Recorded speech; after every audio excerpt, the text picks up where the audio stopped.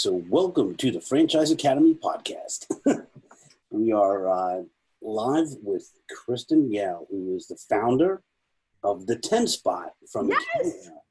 Hello. Thank you so much for having me. This is awesome. Yeah, this is an honor, and I've been trying to get you on here for months and months and months. So oh my gosh, I know. I'm sorry. Things have been busy. It's it's a great thing. It's happening. It's great. Yeah, good problems. Yeah, things are happening for you guys, and Yes. we're excited here at the Franchise Academy and FranChoice, trying to break you guys out into the United States. You guys have about how many locations now in Canada?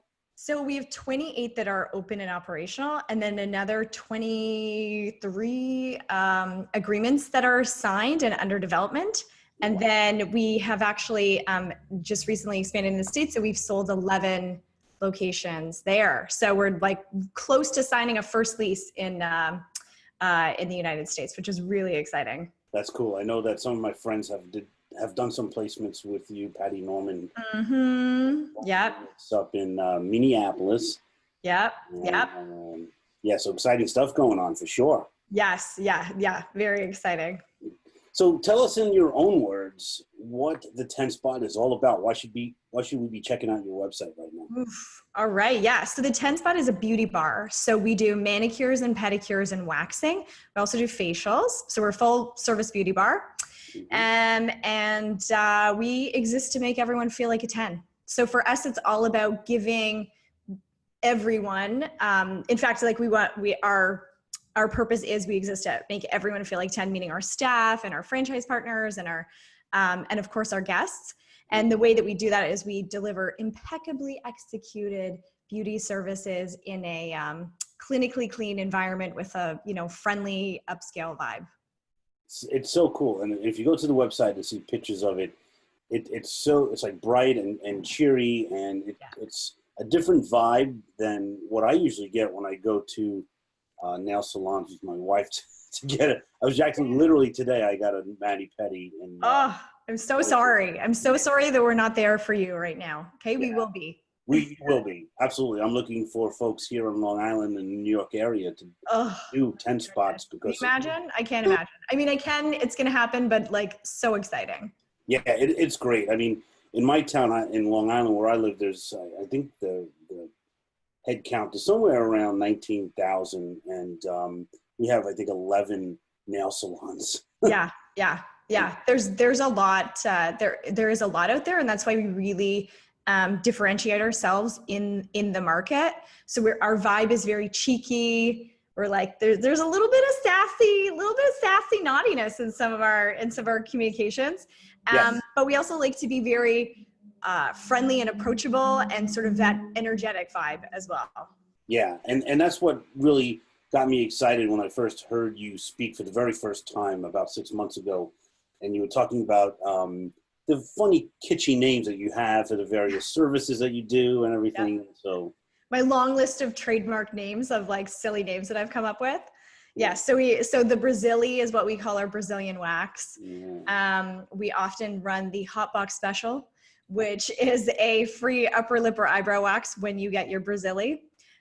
We also have the Thonkini, which is trademarked, and the Bumkini, which is a service for just the bum parts. Yeah, no, it's like the bikini and the bum, and you just leave everything else, Right, there you go. So it's really, in my opinion, it makes it fun and it makes it exciting to actually, go to your place as opposed to, something else. And I had mentioned that there's 11 nail salons in my small town in Long Island, but they are all packed. And the business is not going away. It's a treatment, I believe, that women and men alike, give themselves even when, things are slower in the economy or what have you. They've actually, I think they've renamed the lipstick index to the polish index, because we are that affordable luxury that people will still spend on and still splurge on, because we're, it's affordable and it's something that really makes you feel good and feel, more confident and just sort of, polished up and pampered a little bit, especially when times are a little tougher. So it's, it certainly is. And you're right. So the reason why I even started the 10 Spot was I had lived above a nail bar when I lived in I'm from Canada originally, from Winnipeg. Went to university up in Canada, and then as soon as I finished, I was like, I'm going to New York City. I'm gonna live in the Big Apple. And so I lived there for about a year, and I lived above one of these nail bars. I actually remember they had carpet, like green carpeting, for a place that does pedicures is just disgusting. Like, I mean, just think of the, cheese grater foot stuff that's just coming off, or the the dust from the fake nails. It was gross, but at the same time, it was packed all the time. And so for me, when I came back to Canada, and I had always known that I wanted to start my own business, and I wasn't sure what I was going to do. And there's a really cute strip of just like a cool up and coming neighborhood called Queen West at the time. And I was like, you know what? I want a little shop on Queen West. And then I thought back to my time in New York City about this nail bar that was like printing money, but was disgusting. And I just thought, what if I did that, but I didn't make it disgusting? What if it was awesome and we had great guest care and excellent service quality and clinical cleanliness? And that's what I did. Yeah, it's cool. So how do you think opening up in Queen West for your first store affected this overall success so far, your whole trajectory? I think so tremendously. I think because of it was sort of right time, right place for something like that in the city of Toronto, because even in New York, there wasn't really that kind of, now there's a lot of these beauty bars and nail bars and stuff like that. There's sort of, that in between the low end chop shop and the really high end spa. But at the time there was nothing. And then especially to be able to get in on that real estate, like right now, Queen West is rated like top 5 cool kid neighborhoods by Vogue magazine, like in the, in the world. So right. And I mean, my rents now are definitely, they definitely are more indicative of the fact that like, it's no longer the up and coming place. It's like fully, up and came. But at the time, like with the rent rates and then being one of those early movers in that area, then it gained the neighborhood gained a lot of attention.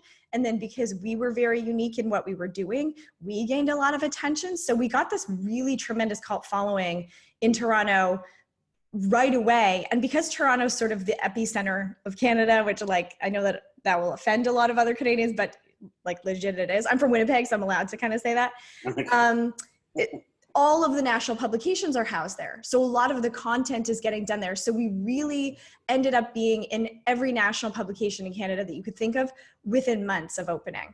And I think it also has to do with the fact that our brand, the way that I always communicated, because I didn't have a marketing background, I didn't have a business background.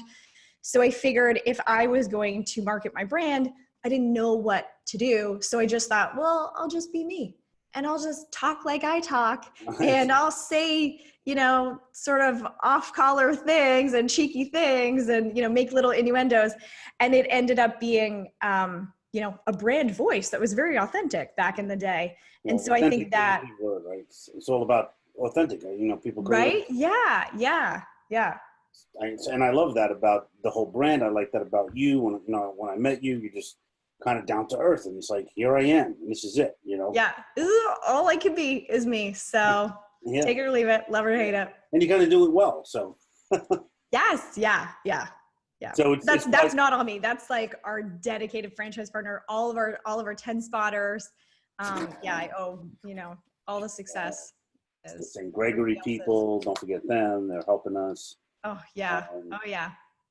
What do you think your biggest win is here over the past year?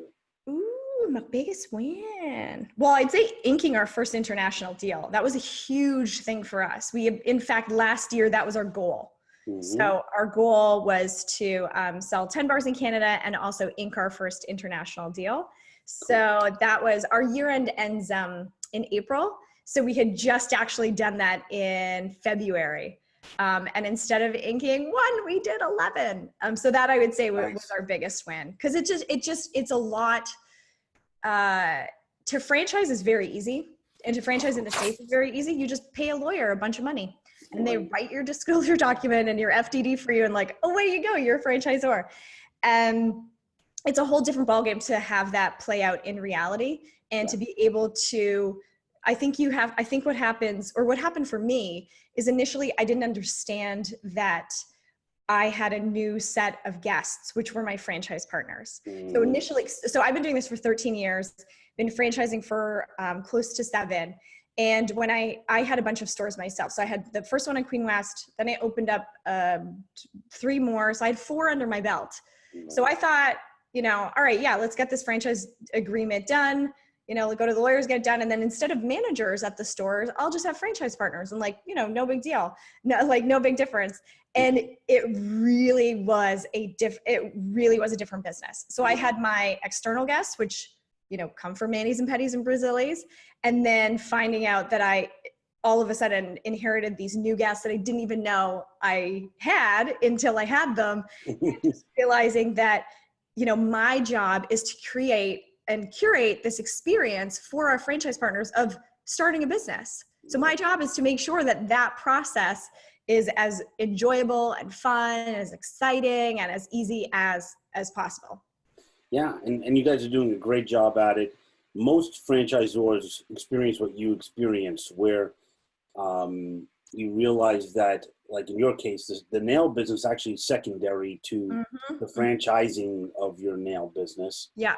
And so there's a mind adjustment that happens there. But if you could get your mind around it, and you get great help with people like St. Gregory, and there's other folks that I'm sure you have employed to help you grow your franchise, it's really, that's how you blast off. Once you kind of get settled. I have a friend of mine who's a franchise attorney, and we, grab breakfast every once in a while. And one of the favorite things he ever said to me was that when you're a new franchise owner, it's suddenly like waking up one day and feeling like, you've been single your whole life, and all of a sudden you just marry somebody with 6 bratty kids.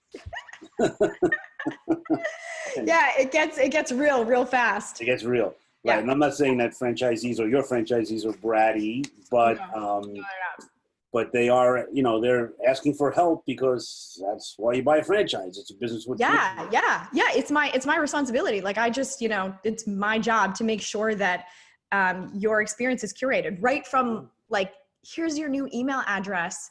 Here's, how we do our email signatures. Here's how, like, our system works, from finding their space, building it out, helping with all of that stuff. There's like 1 billion things you have to do to start a business, especially a bricks and mortar business. And, getting them trained, getting their managers trained, getting their staff trained, and then helping them with their grand opening and all of the marketing and all that stuff. And then, all of that ongoing support, or sort of that, now you're open, now let's retrain you on the stuff that you probably forgot how to do, because it was, during a really crazy busy time, and now you've really got to do inventory for real. So let's retrain you on that. Right. And then all the ongoing support. Yeah, no question about it. There's so many details, and that's why a franchise is helpful. So once you kind of figure it out, and you could roll it out across the system, that's really what makes franchising work well. Yeah. I just have to tell you, I always had a fantasy of opening a mobile nail salon. About like a Winnebago type of trailer outfitted with, like, 6 stations. Yep. And then do like bridal parties instead of they coming to you in the morning, you show up at their house. Yeah. I do have some concept art for those, for sure. Yeah, there you go. That's cool. Well, what is your favorite treatment from the 10 spot? Oh, our quickies. So we've at the 10 spot, we're all about just keeping it simple. And in fact, our little logo that we have is we call it our KISS. So it's an X for 10, Roman numeral 10, and then a little dot. So like 10 spot. And we called it our KISS because it's kind of like X's and O's, like when you sign off on a card or an email. And it stands for keep it simple. So we call it the 10 spot KISS, KAS. And that kind of just helps us remember to, like, if we're getting too complicated on something, it's like, pare it back, bring it back, keep it simple. So at the 10 spot, all of our services, we don't have a bunch of services. We basically have the manicure, the pedicure. It's jam-packed with everything that you would want in a manicure and in a pedicure. We didn't want to complicate it with like 20 different types of pedicures, and you don't actually know what you're getting, and you're like, oh, this one has chocolate sauce in it, and like, what do I even need this for? This seems just like I'm getting upcharged for no reason. So for us, it's all about jam-packed services. But we understand that people sometimes don't need all of that, like fluff and stuff. Like for me, I just want to get in, I want to get out, and I want all of the, bulk of the service to be done. So for me, that means like the quickie pedicure is I want my calluses done. I want my, the filing, I want the cuticle work, and then I want polish, and I want to get out. And be done in under half an hour. So our quickie services are actually our best. I think that they're our best services because they're best value. It's like all the hardcore stuff that you want without the, the scrubs and the massages and some of that more like relaxing stuff. And that's not to say that there's not a place for that, because sometimes you want to treat yourself and be there for, the full hour and get the whole 9 yards done. But for me being busy, I'm just like, I want to get in it and out and be done super fast and have everything done and not feel like I had a chintzier, cheaper, lesser than version of the service where I didn't really get the cuticle work done or, or it's rushed. So I love the quickies. And then of course the Brazili, like it's, it's our signature service. It's the one we do the very most of. Yeah. So for us, our services are all standardized. So we kind of took that McDonald'sization of that approach of standardizing our services. So when you come to the 10 spot Brazilian is the 10 spot Brazilian in, Halifax, Nova Scotia up in Canada, as it will be in like Dallas, Texas. So our protocols have been written to be exactly the same. So the way that, the rooms are set up, the way that the service starts, kind of the questions that you're asked, and then right down to the actual protocol of the service. So it's like this leg up, you're putting your guest in tree pose, and then you're doing that side, and then you're bringing that leg down, and the other leg goes up. And our guests have really come to expect our services. So I can't tell you the number of it's actually not a high number because we're really great at, training and making sure that our services are properly done to protocol. But of course, you're going to have staff members that have come from other places and think, why are we doing it this way? I did it this way, and this way is better. And people will complain and be like, I don't know what was going on with that Brazili, but that was not a 10 spot Brazili. She had me, in a different position and it wasn't in the order. Our guests have really come to expect that standardized quality. So it's not just so you don't have guests, you have actual fans. If they're yes. Yep. Know it that well, that says a lot about I know. So my favorite story of this actually is at the 10 spot, our brand color is orange. It's like that, bright, vibrant, energetic color. It's gender neutral. It's all inclusive. So this is our color. And so since the beginning, I've had orange towels for the pedicure and manicure services. So there was a city called Guelph, Ontario, and the city paper had run sort of this expose on chop shops and sort of awful hygiene practices at some of these places. And the Guelph city paper was actually owned by the Toronto Star, so one of our major national publications. So the Toronto Star had come a couple of years earlier and taken photos because they did I was featured in an article on them. So they actually had all of this, like their own stock photography now in the Toronto Star's office. So what the Guelph paper did was they just went through the stock photography of nail bar stuff. It didn't have any logos in it. The photo was just of a girl getting a pedicure and her orange towel was showing. And we had so many guests write in saying, oh my God, can you believe that they did this to you? They ran this article about awful, hygiene practices and you guys are the best at hygiene and they used your photo. And so we actually had to call the paper. We were like, yo, you guys used our photo for this article that was not about us, that was about, the sort of drudges of the industry. Yeah. And our guests, even though it didn't have our logo, didn't have any identifying marks, knew from our orange towels. There's outrage on the internet. It was very fun and exciting. That says a lot. That is cool. That is such a great thing. So what could fans of the 10 spot expect from you guys this year? Ooh. Well, we're launching a membership program.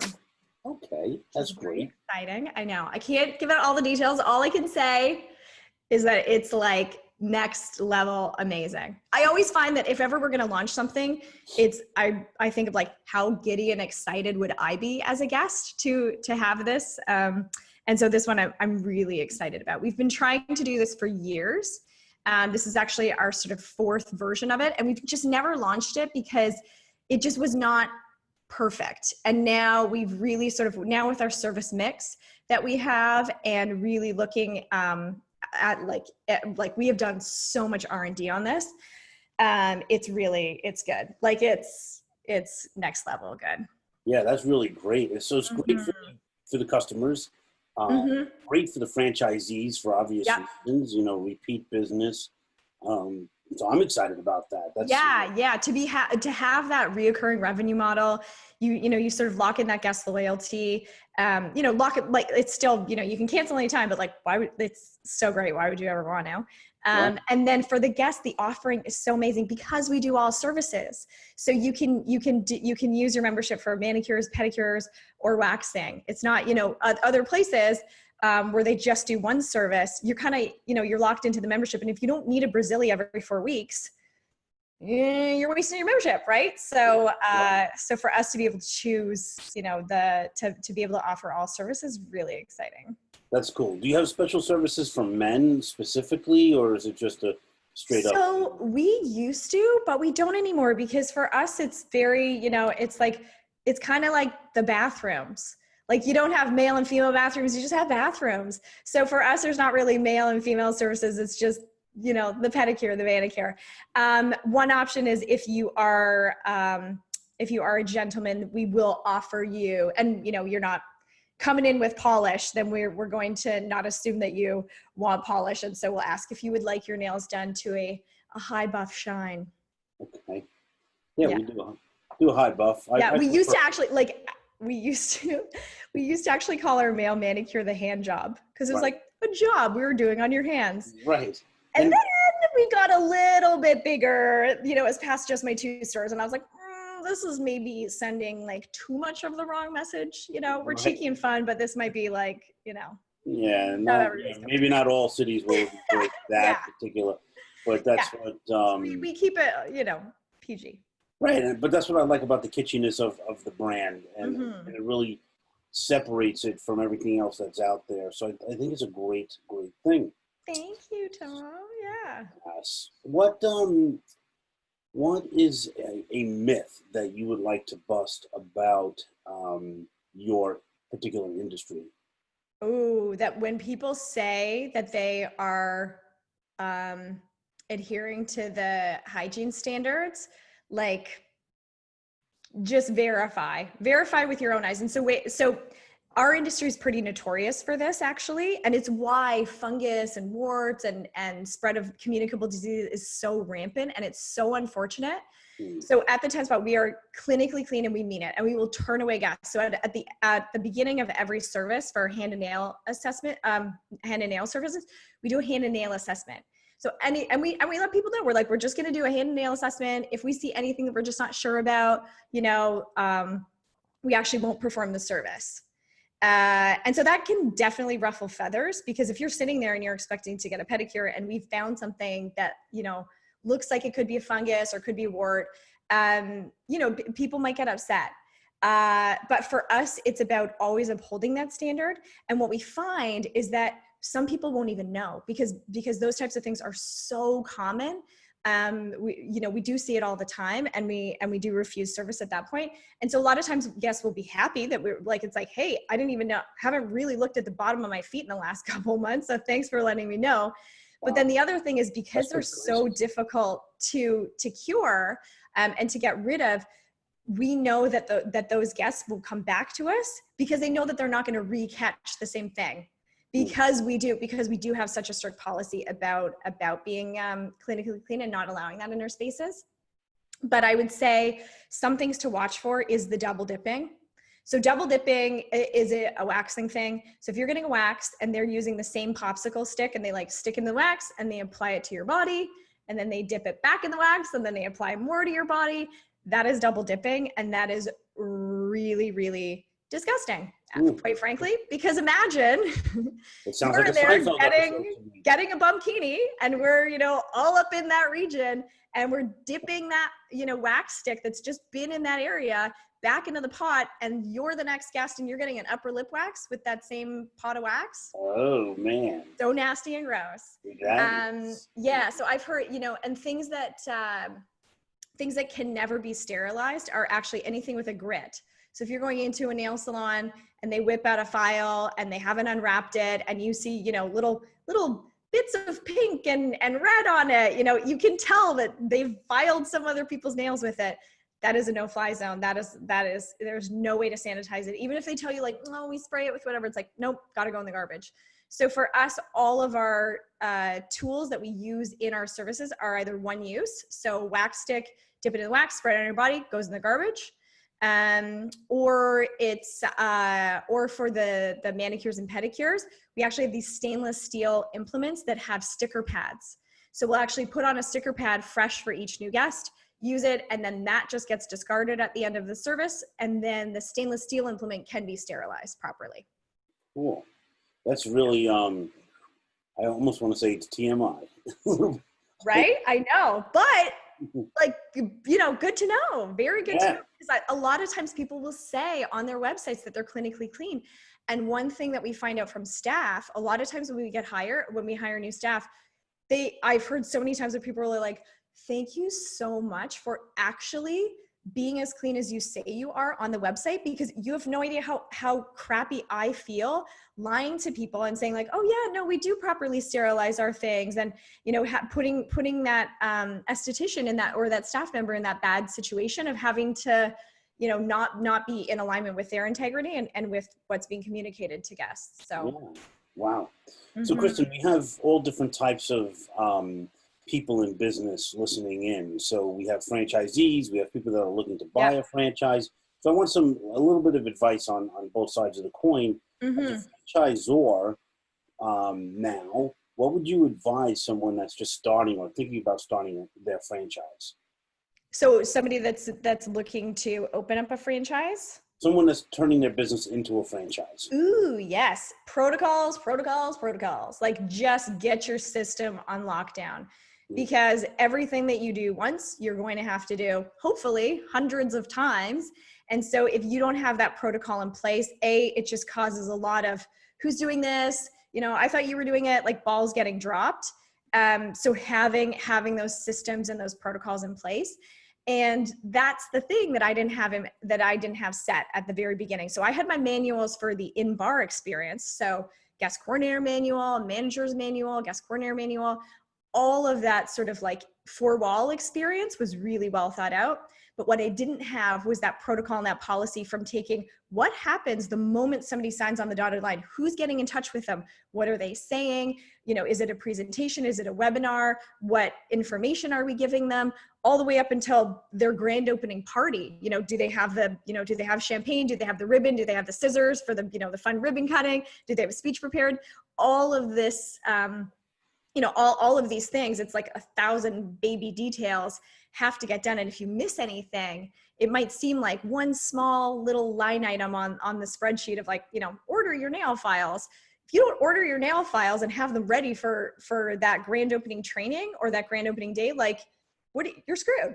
What are you going to do? So you need to make sure that you have a very tight system. It's like not having hamburger buns for your hamburgers. Right? Yeah. Super bad. And it's just one thing out of 1,000 little details that you've got to take care of is like order hamburger buns. Well, who's like, what's the oversight process for that? Who's the one that's ordering it? And who taught that person? Like the other thing is like, you have to teach your franchise partner how to order them and set up that relationship and be like, here's the vendor that we get hamburger buns from, here's like how many you probably want to order. Like don't order 10,000 because they're going to go bad, order this many. And this is how we calculate how many we order. Right. Oh, awesome. That's brilliant. I love it. So how about if someone is listening right now and they're thinking about buying a franchise, they don't know what to do. They don't know what franchise would be best. Of course, the 10 spot is something they should look at, but what else? Right? Yeah. What do they think about? I would kind of recommend the exact same thing, like really see how much of their system is actually built out and what sort of support and tools they have in place for you so that you are not paying all of this money and making this huge investment, and then you're just sort of like, you know, left being the guinea pig or the first test person that the franchisor is trying to, you know, sort out their system on. Right. Yeah, I mean, like, again, you can get some initial franchise partners that are gung ho for that, and if that's you, you know, you're probably more on that entrepreneurial side of the spirit where you're like, you know, but at least know what you're getting into. You know if it's like, okay, have you done this before? Am I going to be the one helping you and giving you that feedback that like, yeah, this didn't work for me, or, you know, like I feel like maybe I need a bit more hand-holding or less hand-holding on these parts. But at least know, because if you're expecting the full, you know, from A to, you know, AAA to Z kind of thing being plotted out for you, you kind of want to know what you're getting into, and just making sure that, you know, you're not getting a lot of promises on stuff that people aren't going to be able to deliver on. It's awesome.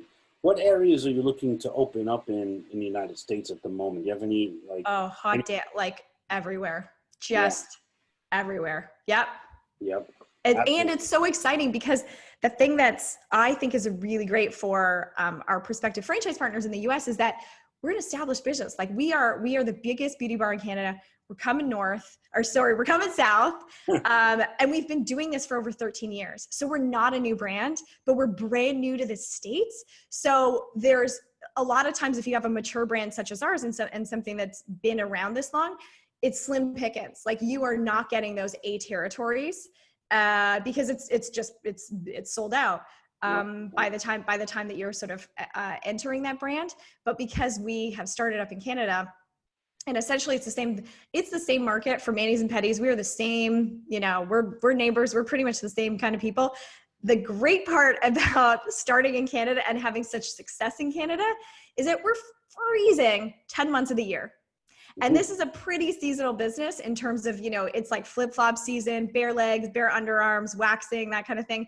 So to be entering a market that has so much more population density in the States than Canada does, to be having just way better weather, and to have all of these prime territories sort of ripe with a brand that's been around for 13 years and has been a franchisor for 7 years. So all of our stuff's like totally on lockdown.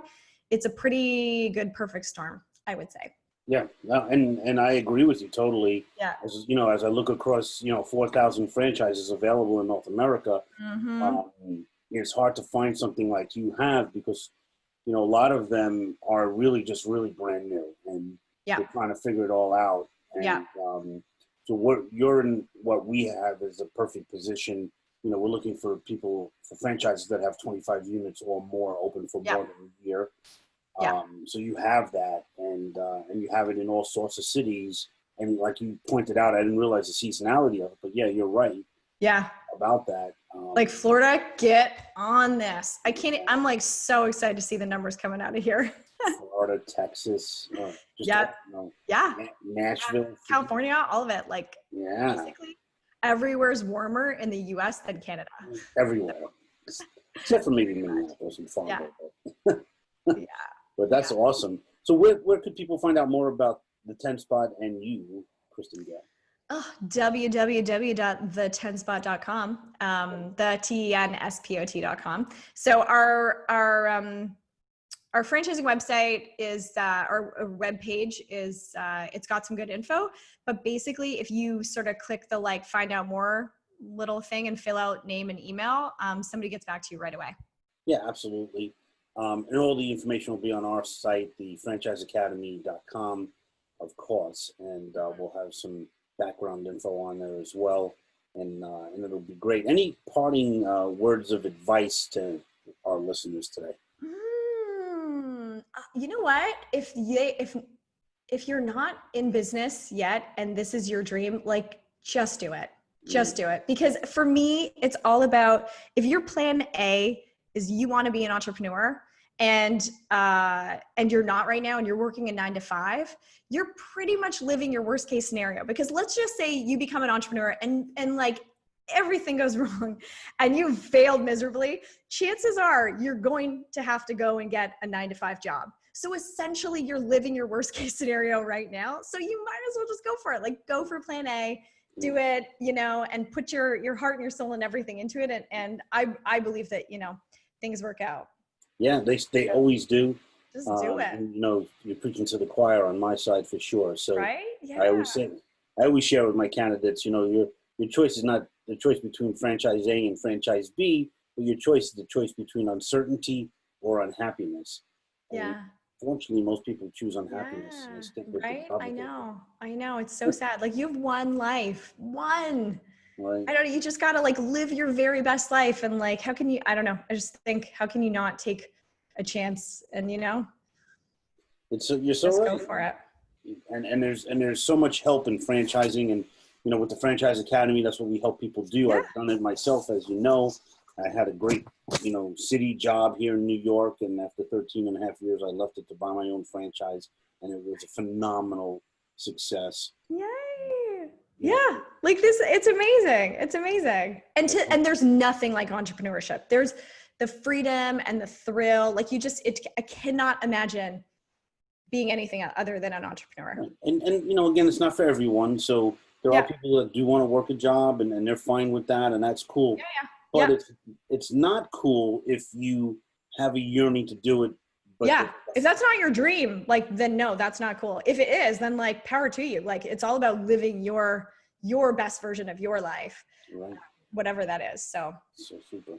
I love that. We could do a podcast just on that, Kristen. That would be awesome. I know. I would love to. So I want to thank you for being on. We are going to post all your stuff on the franchiseacademy.com. It was absolutely a pleasure and an honor to have you on the So Franchise fun. Academy. This was so fun. Thank you. Thank you so much for having me. Absolutely. And we'll see you in a few weeks at the next franchise convention. Woo-hoo. I can't wait. All right. Awesome. Okay. Have a great one. Thank you. Bye. Bye, Kristen.